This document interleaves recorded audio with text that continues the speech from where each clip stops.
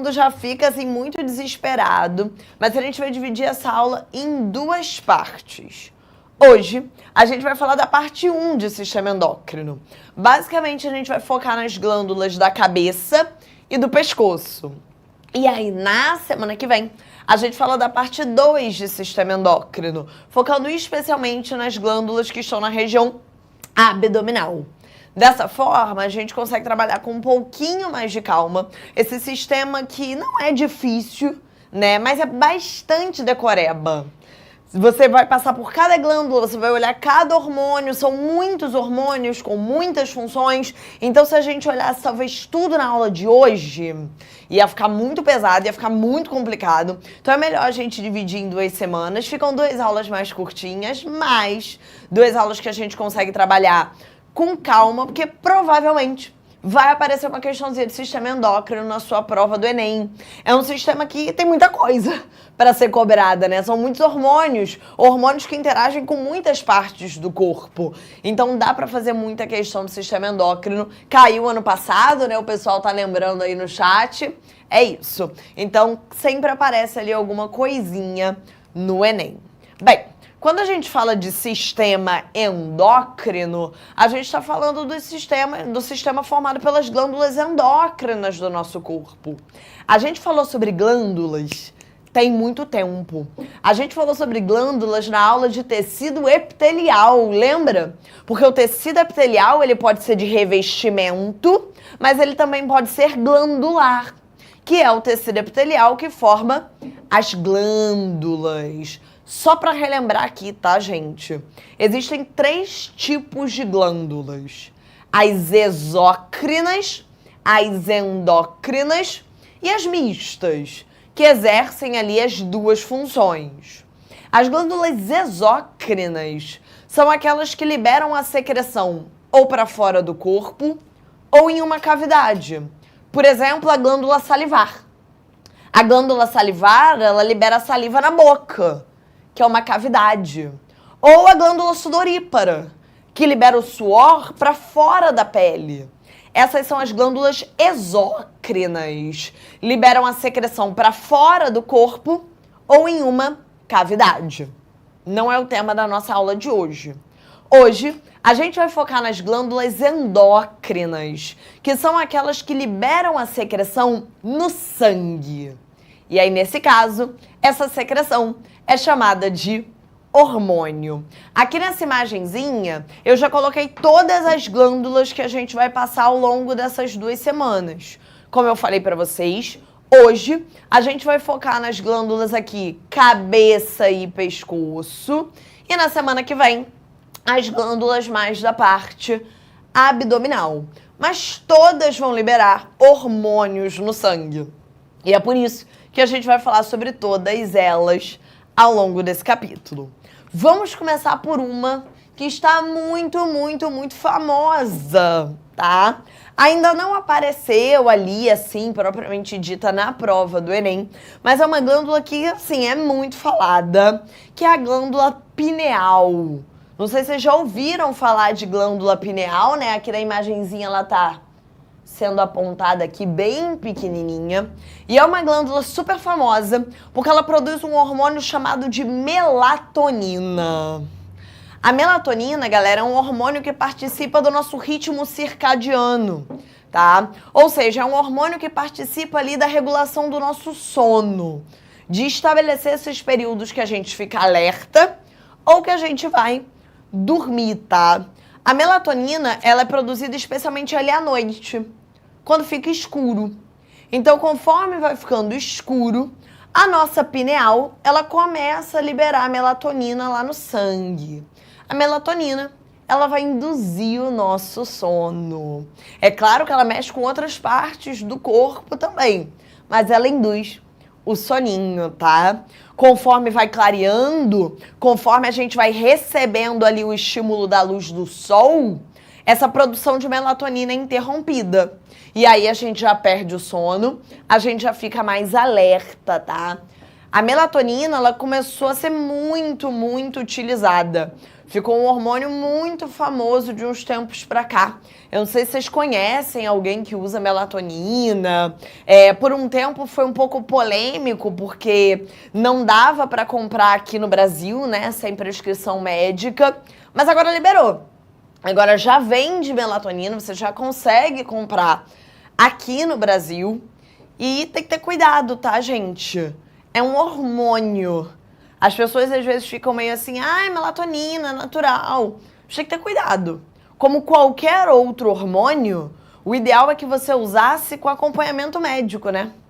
Que você não fosse lá, comprasse melatonina e tomasse por conta própria. Isso pode gerar uma série de consequências. A melatonina ela pode mexer, inclusive, com outros hormônios, como a insulina. O uso errado da melatonina pode piorar a tua insônia. Então tem que ter bastante cuidado. Eu acho que ninguém aqui sairia, sei lá, injetando insulina sem acompanhamento médico. Então também não tomem melatonina sem o acompanhamento do profissional adequado. É um hormônio como todos os outros que a gente vai falar na aula de hoje. Então, como tá rolando essa polêmica, eu acho que pode ser interessante a gente focar nisso pro Enem. Então, lembrar da melatonina sendo produzida ali pela pineal, tá? Ela é liberada no sangue, especialmente no período mais escuro do dia. E ela induz o nosso sono. A luz é um forte inibidor da melatonina, por isso que o dia vai clareando e a gente se sente mais alerta. Show de bola, gente? Ainda seguindo aqui na cabeça, a gente vai para uma outra parte chamada de hipotálamo. Bem aqui, tá vendo? Ó? O hipotálamo, e aqui eu coloquei mais um destaque para vocês verem aqui. O hipotálamo, ele faz parte também do nosso sistema nervoso. O hipotálamo, por exemplo, controla a temperatura do nosso corpo. Quando você está com febre, é o hipotálamo que está te fazendo esquentar. É o hipotálamo que está aumentando a sua temperatura corporal. É o hipotálamo que vai causar a tua febre, tá? Ele que controla a temperatura do nosso corpo. O hipotálamo também está ligado às sensações mais primitivas, como sede e fome. Então, quando a gente pensa ali no hipotálamo, no sistema nervoso, a gente pensa muito nisso. Em regulação da temperatura corporal, no instinto de sede, de fome. Agora, o hipotálamo também produz 2 hormônios. A ocitocina e o ADH. E aí tem que tomar cuidado, gente, porque é pegadinha. Apesar de produzir esses 2 hormônios, apesar do hipotálamo produzir o ADH e a ocitocina, ele não libera esses hormônios no sangue. O hipotálamo vai pegar esses 2 hormônios, vai pegar o ADH, vai pegar a ocitocina e vai mandar para uma outra glândula, que é a neurohipófise. Tá vendo que o hipotálamo ele tem essa conexão com a hipófise? Ele vai mandar esse ADH, ele vai mandar essa ocitocina para essa parte posterior da hipófise, que a gente chama de neurohipófise. E olha como o nome tem sentido. O hipotálamo faz parte também do sistema nervoso. Então, essa parte aqui posterior da hipófise, essa parte que vai receber os hormônios do hipotálamo, a gente vai chamar de neurohipófise. Aí você não vai esquecer mais. É neurohipófise porque é ela que vai receber os hormônios do hipotálamo. É ela que vai armazenar esses hormônios e liberá-los no sangue quando for necessário, tá? É ela que vai ter esse contato direto com o sistema nervoso. Então só toma cuidado com a pegadinha. Se a questão falar de ADH, se a questão falar de ocitocina, tem que ter cuidado. Se a questão te perguntar quem produz o ADH, quem produz a ocitocina, o teu gabarito vai ser hipotálamo. Que além de controlar a temperatura do corpo, além de te dar a sensação de sede, ele também vai produzir esses 2 hormônios. Agora, se a questão te perguntar quem secreta, quem armazena, quem libera esses hormônios no sangue, aí você toma cuidado que o teu gabarito vai ser neurohipófise. Então, esses dois hormônios, a única coisa que me preocupa é isso. Você tem que ter cuidado para não confundir na hora da pergunta. Porque vão ter duas glândulas ali, duas partes associadas a eles. Se a questão perguntar quem produz, a gente vai de hipotálamo. Se a questão perguntar quem armazena, quem libera no sangue, quem secreta, aí a gente já vai de neurohipófise. Beleza, Camila. Entendi essa ideia. Agora, para que servem esses hormônios? Para que serve o ADH? Para que serve a ocitocina? Vamos começar com a ocitocina, tá? A ocitocina, muito popularmente conhecida ali como hormônio do amor, né? Porque é um hormônio que, de forma geral, a gente libera ali quando a gente está apaixonado. Mas não é essa a função que o vestibular vai cobrar. O vestibular vai cobrar a ocitocina, especialmente ali nas mulheres, tá? No momento do parto e no pós-parto também. A ocitocina é o hormônio responsável pela contração do útero na hora do parto. Para o útero expulsar o bebê, o útero ele precisa contrair. Tanto que as mulheres ali na hora do parto, elas sentem aquela contração, né? Chama de contração porque tá contraindo mesmo. A musculatura do útero, que a gente chama de miométrio, ela começa a contrair para expulsar esse bebê. É uma contração bem mais forte, por exemplo, do que durante a menstruação, para expulsar o sangue, né? É uma contração realmente que é mais intensa para poder expulsar o bebê, né? Então, deve ser uma dor bem mais forte, por exemplo, do que uma cólica, imagino eu. Quem faz ali o útero contrair para expulsar o bebê na hora do parto é a ocitocina. E não é só isso. A ocitocina, ela também vai estimular a saída do leite da mama. Toma cuidado com o que eu estou falando. Não é a ocitocina que produz o leite. Vai existir um outro hormônio hoje para estimular a produção de leite, beleza? Não é a ocitocina que produz o leite. Quem produz o leite é um outro hormônio. A ocitocina, ela só faz o leite sair. Ela estimula a liberação de leite na mama. Tranquilo, gente? Então, na verdade, para amamentar, a mulher vai precisar de dois hormônios. Um que a gente ainda vai falar e a ocitocina para fazer o leite sair. E é um feedback, gente, positivo, tá? Quanto mais o bebê suga, mais ocitocina a mulher libera e mais o leite sai da mama. É uma retroalimentação, é um feedback positivo. Quanto mais o bebê amamentar, né? Quanto mais o bebê sugar ali o leite da mama, mais ocitocina vai ser liberada, mais leite vai ser estimulado a sair dali. Tranquilo, gente? E o ADH?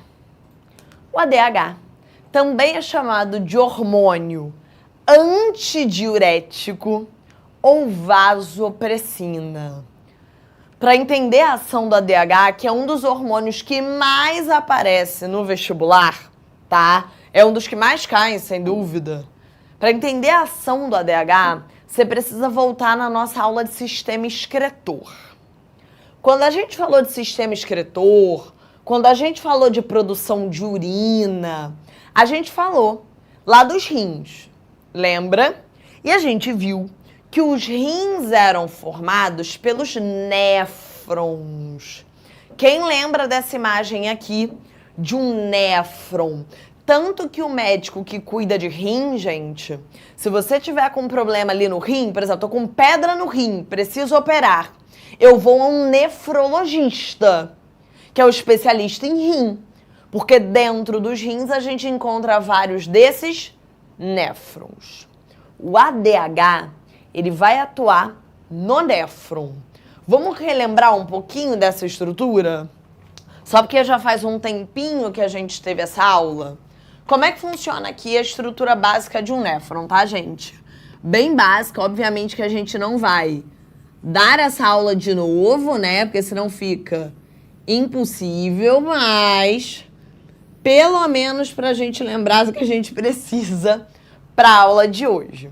A gente tem a seguinte ideia aqui, tá? A gente tem o néfron formado por algumas partes diferentes. Essa primeira partezinha aqui do néfron, que parece uma cabeça, era a cápsula glomerular, lembra?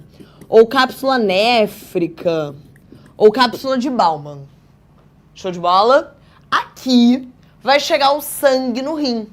O sangue ele vai chegando aqui, né? Essa rede de vasos sanguíneos é o glomérulo. Então o sangue chega aqui no glomérulo, chega aqui por esses vasos sanguíneos e várias substâncias vão passar do sangue para a cápsula, que é aquele processo que a gente viu que se chama filtração. Por isso que a gente diz que o rim filtra o sangue. Porque várias substâncias que estão aqui no sangue vão sair do sangue e vão entrar no rim. Vão entrar aqui na cápsula do néfron. Beleza. Tudo que continuar no néfron vai para a bexiga. Vai ser eliminado do corpo. Tudo que continuar aqui dentro do rim, dentro do néfron, vai fazer parte da sua urina. Por isso, várias substâncias precisam voltar para o sangue. Tudo que o seu corpo não quer perder no xixi, ele precisa reabsorver. Então, ao longo do néfron, vai acontecendo uma reabsorção. Vai acontecendo um retorno de tudo que é útil para o sangue. E tudo que continuar aqui no rim, tipo a ureia, vai sair aqui no xixi, vai virar urina. Aonde que o ADH atua? O ADH, ele atua em duas partes do néfron. Ele atua aqui, no túbulo contorcido distal, e ele também atua aqui, nessa partezinha final, chamada de ducto coletor. O que que o ADH vai fazer, galera? O ADH, ele vai abrir aqui, ele vai abrir no túbulo contorcido distal, ele vai abrir no ducto coletor canais de água. Então, ele vem nessas partezinhas aqui do néfron e ele vai abrindo canaizinhos de água. Esses canais de água são as chamadas aquaporinas. Por meio destes canais, né, por meio das aquaporinas, a água, ela vai sair do néfron e ela vai voltar para o sangue. Por meio dessas aquaporinas, a gente vai ter uma reabsorção de água. Por isso que o ADH, ele é chamado de hormônio antidiurético. O que é a diurese, gente? Diurese é a urina. Se o ADH está abrindo as aquaporinas, se o ADH está abrindo esses canais de água, se a água está voltando para o sangue, vai ter menos água no teu xixi. Vai ter menos água saindo na urina. A tua urina vai ficar mais concentrada. Você vai demorar mais para sentir vontade de ir ao banheiro. Esse é o papel do ADH. Toda vez que o teu corpo estiver, vou botar aqui para vocês lembrarem, desidratados, se você começar a ficar desidratado, o ADH vai começar a ser liberado no sangue. O ADH, ele estimula a reabsorção de água. O que significa isso? Ele abre esses canais de água, ele abre as aquaporinas. E com isso ele faz com que a água volte, que a água saia do rim, sai do néfron e volta para o sangue. Se tem mais água voltando para o sangue, se tem menos água ali no xixi, você vai diminuir o volume de urina. Por isso ele é o hormônio antidiurético, a tua urina vai ficar mais concentrada. Show? Tem uma coisa que a gente entra em contato, ou pode entrar, que acaba inibindo o ADH. Etanol, o álcool. Quando a gente bebe etanol, quando a gente bebe álcool, pode ser na cerveja, pode ser no vinho, não importa. Quando a gente bebe álcool, o álcool inibe o ADH. Ou seja, a água vai continuar no néfron. Você vai perder essa água na urina. E por isso que o etanol dá tanta vontade de você fazer xixi. Tira esse printzinho aí. Tira esse printzinho aí. Show, joga pra cá, Renan. Porque eu botei tudo aqui no slide também, tá? Então lembra o seguinte, ó. Lembra que o ADH ele vai atuar nessas duas partezinhas aqui finais do néfron. No túbulo contorcido distal e no ducto coletor. Ele vai estimular essas aquaporinas, esses canaizinhos de água. Então a água vai sair do rim, vai sair do néfron e vai voltar pro sangue. Como tem menos água no rim, quando tem menos água no néfron, ele reduz o volume de urina. Reduz a diurese, por isso que ele é o antidiurético. E lembra que o ADH ele é inibido pelo etanol. Tranquilo, gente? De boa? Então, ADH e ocitocina? De boa com isso? Só mais um detalhe aqui para o ADH que eu acho que vale comentar brevemente. Eu vou falar mais disso na semana que vem. É que quando o ADH promove a reabsorção de água, né? Como esse sangue tá ficando cheio de água, ele também acaba aumentando um pouquinho a pressão do nosso sangue. Quanto mais água tem no sangue, maior a pressão do vaso. Show de bola, gente? Agora fica fácil a neurohipófise, né? Porque se você entendeu o hipotálamo, você entendeu neurohipófise. Não tem muito erro. O ADH e a ocitocina que o hipotálamo produziu vão ser jogados aqui na neurohipófise. Então, a neurohipófise, que é essa parte posterior da hipófise, ela vai armazenar esse ADH e essa ocitocina e liberar no sangue quando for necessários. Então, não esqueçam. Ocitocina, contração do útero na hora do parto e liberação do leite na mama. ADH promove a reabsorção de água no rim. Faz a água sair do rim e voltar para o sangue. Sair do néfron, sair da urina e voltar para o nosso sangue. Beleza? Vamos agora, então, para adenohipófise.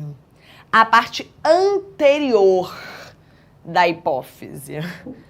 Tudo que a neurohipófise tem de fácil, a adenohipófise entrega de difícil. A adenohipófise produz 6 hormônios diferentes. E aí, no caso da adenohipófise, gente, da parte anterior, né, da hipófise, ela vai produzir e ela vai liberar esses hormônios do sangue. Ela não depende de ninguém. Quais são os 6 hormônios produzidos pela adenohipófise? GH, prolactina, ACTH, TSH, FSH e LH.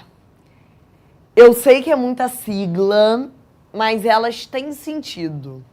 Vamos um por um em cada um desses 6 hormônios da adenohipófise. Repara que a gente ainda está aqui na cabeça. Já passamos pela pineal, pelo hipotálamo com a neurohipófise. Agora, para fechar, a adenohipófise. GH. GH é um hormônio que está bem famoso também ultimamente, hein? Muita gente falando de GH. GH é a sigla em inglês, né? Para hormônio do crescimento. O GH é o hormônio que faz a gente crescer ali quando a gente é criança, adolescente, tá, gente? É o hormônio que faz a gente aumentar de tamanho. Ele não vai funcionar no adulto, beleza? A nossa fase de crescimento é ali durante a infância, durante a adolescência. Quem faz a gente crescer nessa época é o GH, tá? Existem 2 distúrbios relacionados ao GH quando a gente pensa no crescimento. Se uma criança, um adolescente acaba produzindo menos GH do que deveria, não vai conseguir crescer adequadamente. que é o que a gente já viu lá em Bio 2, que a gente chamou de nanismo. Por outro lado, se uma criança, se um adolescente produz muito GH, bem mais do que deveria, vai acabar crescendo muito, que é o que a gente chama de gigantismo, tá? São os dois distúrbios relacionados ali ao GH na fase de crescimento, o nanismo e o gigantismo. Ai, Camila, mas eu já soube que tem adulto usando GH por aí. Por que o pessoal usa? É para crescer? Não, que a gente não consegue mais crescer depois de adultos. Mas o GH é um hormônio que também estimula síntese proteica, crescimento de massa muscular. Então vocês vão ver muita gente falando do uso de GH para crescer massa magra, para ficar mais forte. Mas tem que ter cuidado, tá, gente? É o uso de hormônio e, como qualquer hormônio, é perigoso, tem uma série de efeitos colaterais. Só pode ser feito, se tiver que ser feito, com orientação médica, tá? Mas só para vocês entenderem que se tiver alguém usando aí, provavelmente é para estimular a síntese de massa magra, massa muscular, tá? Prolactina. Eu acho esse fácil também, né? Prolactina é o hormônio que estimula a produção do leite. Então, como eu te falei, para a mulher amamentar, ela precisa de 2 hormônios. Agora fica mais fácil. A prolactina é o hormônio que vai estimular a produção do leite, o leite ser produzido. E a ocitocina vai estimular a liberação, a saída do leite da mama. Beleza, Camila, esses 2 são famosos. GH, hormônio do crescimento. Prolactina, vou lembrar que é pró-leite. Estimular a produção do leite. E essas siglas todas aqui. Então, a adenohipófise, galera, ela é conhecida como glândula mestra. Ela é uma glândula que é capaz de controlar outras glândulas do nosso corpo. Todos esses hormônios que eu vou mostrar agora são hormônios que a adenohipófise produz para estimular a produção de outros hormônios por outras glândulas. Vamos lá, então. Não se assusta. TSH é fácil de lembrar, gente. É o hormônio tireoestimulante. É o hormônio que estimula a tireoide. A gente vai falar de tireoide daqui a pouquinho, tá? Daqui a pouquinho a gente vai falar de tireoide. Mas só para você entender, a adenohipófise vai produzir o TSH. Esse TSH vai aqui na tireoide estimular os hormônios tireoidianos. Estimular a tireoide a produzir o T3 e o T4, que a gente vai falar daqui a pouco. Então, observa como é uma glândula mestra. Você tem a hipófise, a adenohipófise, controlando uma outra glândula, que é a tireoide, pelo TSH. Então, é o hormônio que a adenohipófise produz para estimular a tua tireoide. Estimular ela a produzir o T3 e o T4. ACTH. Esse é mais difícil porque a gente vai falar só na semana que vem. É o hormônio que estimula o córtex da adrenal. Adrenal, as adrenais, são glândulas que a gente só vai falar na semana que vem, tá, gente? As adrenais são glândulas que ficam em cima do rim. Antigamente elas eram chamadas de suprarrenais. Beleza? Semana que vem a gente vai ver que as adrenais, as suprarrenais, são glândulas que têm 2 partes, o córtex e a medula. O ACTH é o hormônio que a adenohipófise produz para estimular o córtex, essa partezinha específica da adrenal, que a gente vai ver na semana que vem, que produz o cortisol, o famosíssimo hormônio do estresse, e os hormônios andrógenos, tipo a testosterona, tá? Então repara como a adenohipófise é importante, hein, gente? Repara quantas glândulas dependem dela. A tua tireoide depende dela para funcionar. Ela que vai mandar esse TSH para estimular a tireoide. A tua adrenal, as tuas suprarrenais dependem dela. É ela que vai mandar o ACTH para estimular o córtex das suas adrenais a produzirem ali cortisol, andrógenos. Por fim, para fechar a adenohipófise, os hormônios gonadotróficos, LH e FSH. LH e FSH são hormônios que a gente vai falar daqui a 2 semanas. LH e FSH são os hormônios que mexem com as gônadas, com os ovários, com o testículo.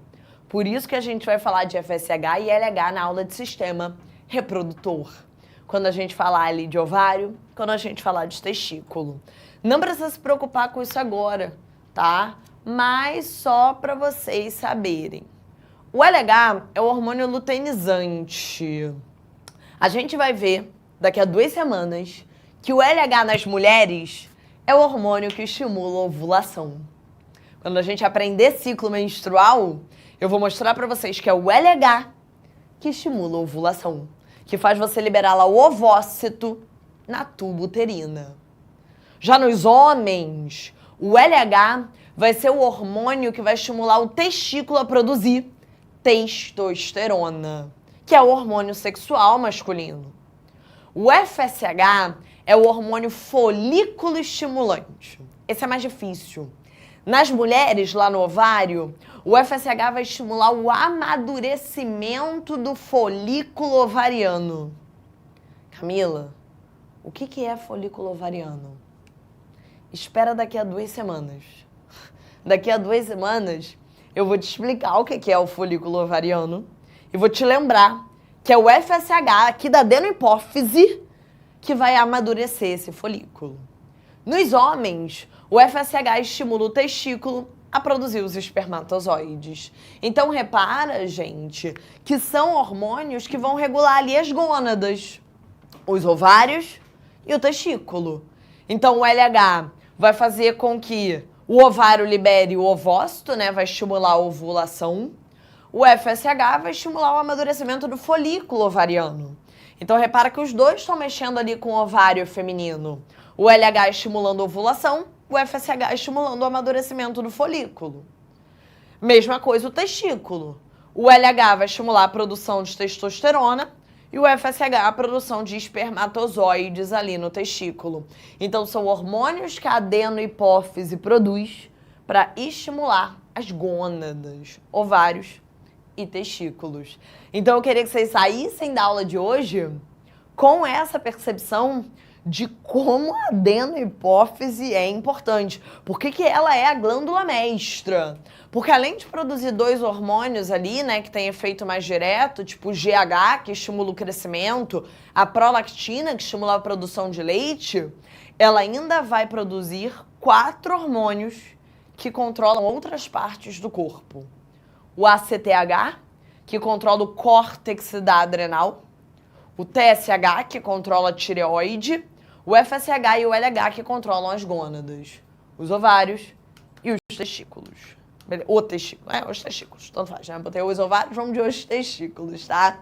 Beleza, gente? Tranquilo? Aqui eu coloquei, tipo, uma mapinha mental, tá? Só pra vocês lembrarem disso depois, só pra não ter que fazer no quadro, porque não ia dar tempo. Então, lembrar, ó, que a hipófise posterior, ela vai receber o ADH e a ocitocina do hipotálamo, então ela não produz nada. A neurohipófise, ela recebe o ADH e a ocitocina do hipotálamo para liberar no sangue. O ADH atuando ali no rim para reabsorver água, diminuir o volume de urina, e a ocitocina atuando na mama para liberar o leite e no útero para contração, para expulsar o bebê, lá no parto. Adenohipófise, o caos. A parte anterior da hipófise é o caos. É o GH para estimular o crescimento, é a prolactina para estimular a produção de leite na mama, O FSH e o LH para controlar os ovários e os testículos, o ACTH para controlar o córtex da adrenal e o TSH para controlar a tireoide. Beleza? Eu gosto muito desse slide aqui, se alguém quiser printar também, porque ele dá um resumão dessa parte aí de cabeça para agora a gente passar para o pescoço com tireoide e paratireoide. A tireoide, ela produz 3 hormônios, tá, gente? T3, T4 e calcitonina. O T3 e o T4 são os hormônios estimulados pelo TSH. O TSH da adenohipófise estimula a tireoide a produzir T3 e T4. A gente já falou de T3 e T4 na aula 1, na primeira aula do ano. Eu falei para vocês no capítulo 1 que o T3 e T4 são hormônios produzidos a partir do iodo. O T3 tem 3 iodos na composição. O T4 tem 4 iodos na composição. São hormônios feitos a partir do iodo. Para a tireoide produzir T3 e T4, você precisa ter iodo na sua alimentação, tá? São hormônios importantíssimos, porque regulam o nosso metabolismo.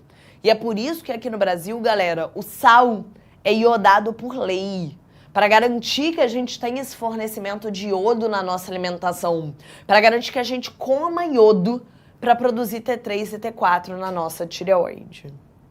É claro que são hormônios que podem gerar problemas. Existem pessoas, por exemplo, que produzem muito T3 e T4. Tem o chamado hipertireoidismo. Em geral, não é pelo excesso de iodo na alimentação não, tá, gente? Em geral, o hipertireoidismo é genético ou por problemas na tireoide, como tumores, enfim, outras questões. Não costuma ser alimentar não, tá? Quando a pessoa tem hipertireoidismo, ela produz muito T3 e T4. A tireoide, ela chega a ficar inchada, tá vendo? Que é o que a gente chama de bócio. No caso do hipertireoidismo, esse inchaço da tireoide, esse bócio, é acompanhado pelo esse olho esbugalhado, que é a exoftalmia. Por isso que a gente chama esse bócio, esse inchaço da tireoide no hipertireoidismo, de bócio exoftálmico. Porque junto com esse bócio, junto com esse inchaço da tireoide, vem essa exoftalmia, vem esse olho mais esbugalhado. Além disso, gente, você tem que estar pensando que a pessoa está com muito T3 e T4. São hormônios que regulam o metabolismo. Então, o metabolismo dela vai estar muito acelerado. Como ela vai estar com o metabolismo muito acelerado, ela vai sentir muito calor, ela vai suar, ela vai perder muito peso, ela vai ficar muito agitada. É o contrário do hipotireoidismo, que é quando a tireoide produz pouco T3 e T4. Esse pode ser genético, mas também pode ser por falta de iodo na alimentação. Também fica inchado, tá? Também tem bócio, só que aqui a gente chama de bócio endêmico, tá bom? A pessoa tá produzindo pouco T3 e T4. Metabolismo tá lá embaixo. A tendência é ganhar peso, sentir muito sono, muito cansaço, ter queda de cabelo, unha fragilizada. São todos sintomas do hipotireoidismo. Botei alguns outros sintomas aqui também para vocês olharem, tá? Depois com calma, lembrando que ninguém vai fazer autodiagnóstico, tá? Tá com problema, tem que ir no endócrino, mas só para vocês perceberem esses quadros tão contrastantes. Por fim, pra gente fechar, a calcitonina. A calcitonina é o hormônio ali da tireoide que, como o próprio nome diz, vai regular os níveis de cálcio no nosso sangue. A calcitonina, ela tem uma ação oposta ao paratormônio, que é o hormônio das paratireoides. Então fica ligado que isso aqui é questão clássica de Enem, tá? Calcitonina e paratormônio são 2 hormônios antagônicos. Os dois vão mexer com o nível de cálcio no sangue. Vamos lá. Se você estiver comendo bastante cálcio, se você estiver cheio de cálcio no sangue, a tua tireoide vai liberar calcitonina. A calcitonina vai pegar esse cálcio que está em excesso ali no sangue e vai estocar no osso. A calcitonina é o hormônio do bem. Se você estiver comendo cálcio adequadamente, a calcitonina vai ser liberada. A calcitonina vai promover esse estoque de cálcio no osso. Beleza? Tranquilo? Agora, se você estiver ficando carente de cálcio, se tiver faltando cálcio no teu sangue, a tua paratireoide, as paratireoides vão começar a liberar paratormônio. O paratormônio vai estimular a saída de cálcio no osso, vai destruir o teu osso para jogar cálcio pro sangue. Repara que são ações antagônicas, tá vendo? Mas as duas são muito importantes. Se tiver sobrando cálcio, libera calcitonina. Pega esse cálcio, estoca no osso, maravilha. Tá faltando cálcio? Cálcio é importante para a coagulação do sangue. Paratireoide começa a liberar paratormônio. Estimula a degradação do osso para liberar cálcio no sangue. Questãozinha clássica de Enem. Coloquei alguns esquemas aqui para vocês lembrarem depois. Beleza, galera? Um beijo. Para quem fica, até daqui a pouco na aulinha de Bio 2. Tchau! Assista nossas aulas a hora que você quiser. Vem com o Pro, o cursinho online que mais aprova no Enem. Assine em proenem.com.br.